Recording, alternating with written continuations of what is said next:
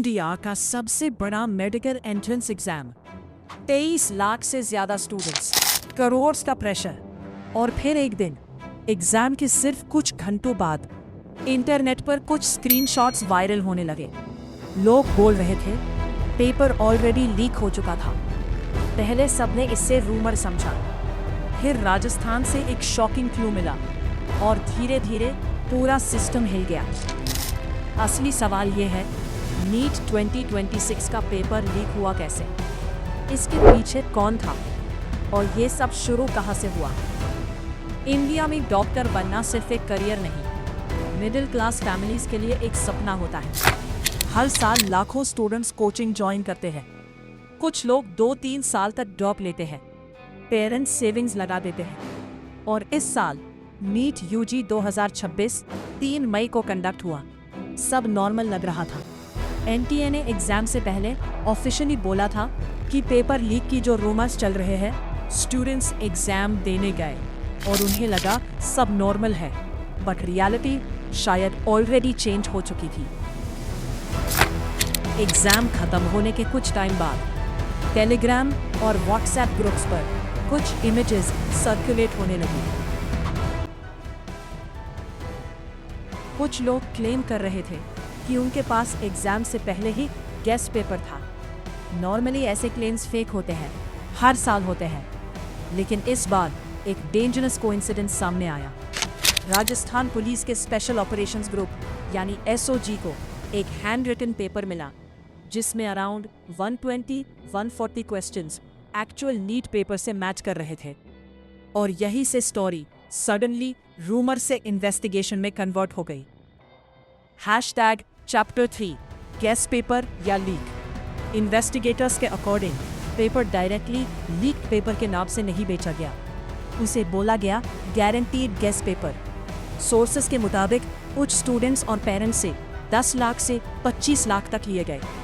यहाँ सबसे scary part क्या था? ये कोई एक सिटी का रिपोर्ट्स में राजस्थान, हरियाणा, महाराष्ट्र, उत्तराखंड और केरला तक कनेक्शंस की बात सामने आई। मतलब इन्वेस्टिगेटर्स को सस्पिशन हुआ कि ये एक ऑर्गेनाइज्ड नेटवर्क हो सकता है, एक पेपर लीक माफिया जैसा structure. Chapter 4 Latur coaching connection. फिर महाराष्ट्र के लतूर से एक और शॉकिंग एलिगेशन सामने आया। एक पेरेंट ने कंप्लेंट फाइल की कि एक कोचिंग इंस्टीट्यूट ने एग्जाम से एक दिन पहले जो मॉक टेस्ट दिया था, उसके केमिस्ट्री के 45 में से 42 क्वेश्चंस एक्चुअल नीट पेपर से मिल रहे थे। 42 आउट ऑफ 45। ये कोइंसिडेंस था या किसी इनसाइडर इंफॉर्मेशन का रिजल्ट? पुलिस ने इन्वेस्टिगेशन स्टार्ट की और अब स्टूडेंट्स का ट्रस्ट और ज्यादा टूटने लगा।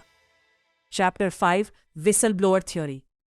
रिपोर्ट्स के अकॉर्डिंग एक विसल ब्लोअर ने अलेजेडली लीक्ड क्वेश्चंस एनटीए को एग्जाम से पहले ईमेल भी किए थे। अगर ये ट्रू प्रूफ होता है तो इसका मतलब सिर्फ लीक ही नहीं, वार्निंग भी मिली थी, लेकिन एक्शन लेट हुआ। इसी पॉइंट पर सोशल मीडिया एक्सप्लोर हो गया, रीनीट ट्रेंड करने लगा, स्टूडेंट्स प्रोटेस्ट करने लगे, पेरेंट्स पैनिक में आ गए। चैप्टर 6 गवर्नमेंट का बिग डिसीजन। इनिशियली कंफ्यूजन था, क्या एग्जाम कैंसिल होगा या सिर्फ इन्वेस्टिगेशन चलेगी? फिर 12 मई 2026 को एक मैसिव अनाउंसमेंट आई। गवर्नमेंट अप्रूवल के बाद एनटीए ने ऑफिशियली नीट यूजी 2026 कैंसिल कर दिया और केस सीबीआई को ट्रांसफर कर दिया गया। मतलब अब ये सिर्फ एजुकेशन कंट्रोवर्सी नहीं रही, ये नेशनल लेवल क्रिमिनल इन्वेस्टिगेशन बन चुकी थी। चैप्टर 7 लोग इतने गुस्से में क्यों थे? बिकॉज स्टूडेंट्स को लगा ऑनेस्ट प्रिपरेशन का कोई वैल्यू ही नहीं बचा। किसी ने 2 साल रूम में बंद होकर पढ़ाई की और कोई दूसरा लाखों देकर पेपर ले आए। और सबसे बड़ा रीजन था, ये फर्स्ट टाइम नहीं था। 2024 में भी नीट कंट्रोवर्सी हुई थी, सुप्रीम कोर्ट तक मैटर गया था।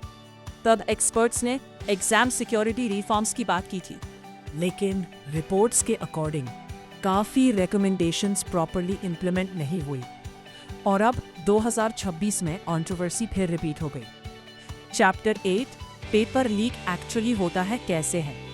अब एक इम्पॉर्टेंट क्वेश्चन, इतने सिक्योर्ड एग्जाम का पेपर लीक होता कैसे है?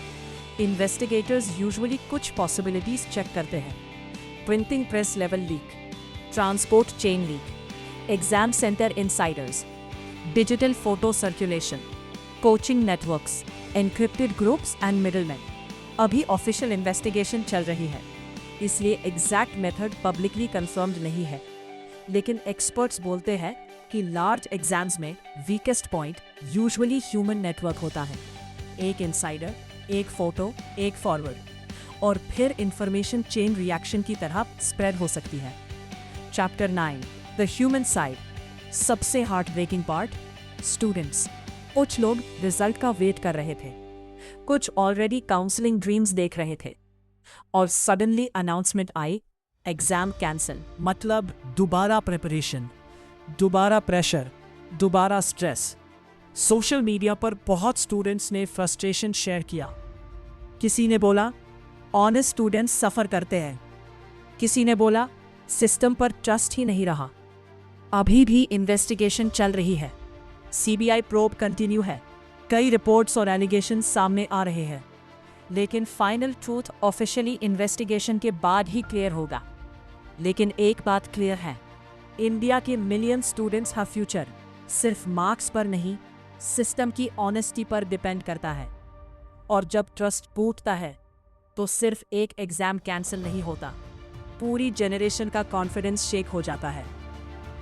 तुम्हारे अकॉर्डिंग इंडिया में नेशनल एग्जाम्स को सिक्योर करने के लिए क्या चेंज होना चाहिए? कमेंट करके ज़रूर बताना। और हाँ, जाते जाते लाइक, शेयर और सब्सक्राइब ज़रूर करना। हमें जल्दी से 1 के सब्सक्राइबर्स पूरे करने हैं।